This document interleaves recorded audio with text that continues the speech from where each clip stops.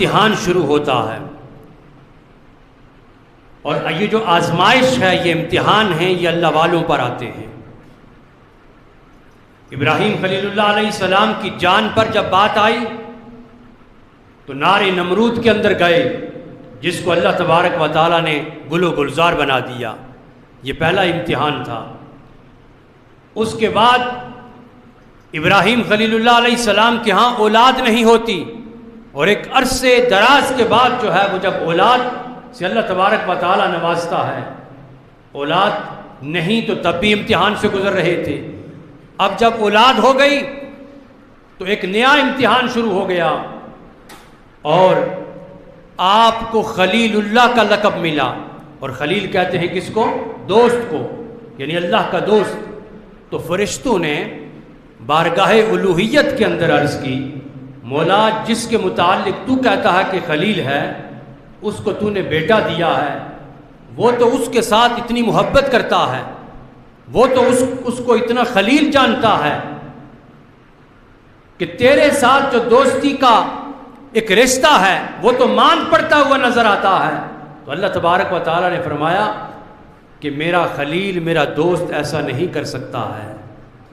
اس سے پہلے بھی وہ کتنے امتحانات سے گزرا، اولاد نہیں تھی تو امتحان سے گزرا، جان پر آئی تو نار نمرود کے اندر ڈالا گیا، اور پھر جب میں نے حکم دیا کہ اپنے بیوی اور بچوں کو لک و دک صحرا کے اندر چھوڑ کر کے آؤ، تو وہ تنہا بیوی اور بچے کو چھوڑ کر کے آ گیا۔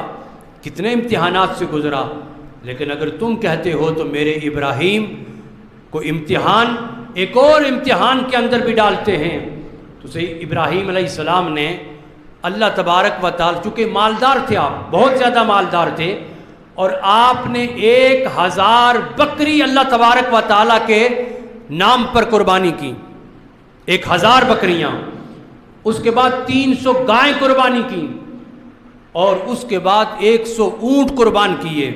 لیکن حکم ہوتا ہے کہ ابراہیم میرے راستے کے اندر سب سے زیادہ پسندیدہ جو چیز ہے وہ قربان کر۔ یہاں تک کہ خواب کے اندر جب یہ اللہ تبارک و تعالیٰ کی طرف سے اشارہ ہوتا ہے تو جان گئے کہ اب میرے بیٹے اسماعیل کی قربانی میرا رب مانگتا ہے۔ ابراہیم علیہ السلام نے سیدہ ہاجرہ سے کہا کہ آج میرے بیٹے کو خوب نہلاؤ اور اس کو صاف ستھرے کپڑے پہناؤ، خوشبو سے مزین کرو، آج میں اس کو ایک بہت بڑے بادشاہ کے ہاں دعوت پر ساتھ لے جانا چاہتا ہوں۔ تو سیدہ ہاجرہ سلام اللہ علیہا نے اپنے نور نظر لخت جگر سیدنا اسماعیل علیہ السلام کو جب خوب تیار کیا تو ابراہیم علیہ السلام ساتھ لے کر کے چلنے لگے۔ ایک مقام پر پہنچے تو بیٹا اور باپ دونوں بیٹھ گئے، یہاں تک کہ ابراہیم علیہ السلام اسماعیل علیہ السلام سے کہتے ہیں کہ میرے بیٹے، مجھے ایک خواب آیا ہے اور خواب کے اندر میں تجھے ذبح کر رہا ہوں، اگر یہ خواب سچ ہو تو بتا کہ تیری رضا کیا ہے۔ تو سیدنا اسماعیل ذبیح اللہ علیہ السلام کہتے ہیں کہ میرے والد، میرے باپ، کر دیجئے جو آپ کو حکم ہے۔ اگر آپ کو خواب کے اندر یہ دیکھا ہے آپ نے کہ مجھے ذبح کر رہے ہیں تو آپ پریکٹیکل کر کے دیکھ لیجئے، انشاءاللہ من الصابرین، آپ مجھے صابروں میں سے پائیں گے۔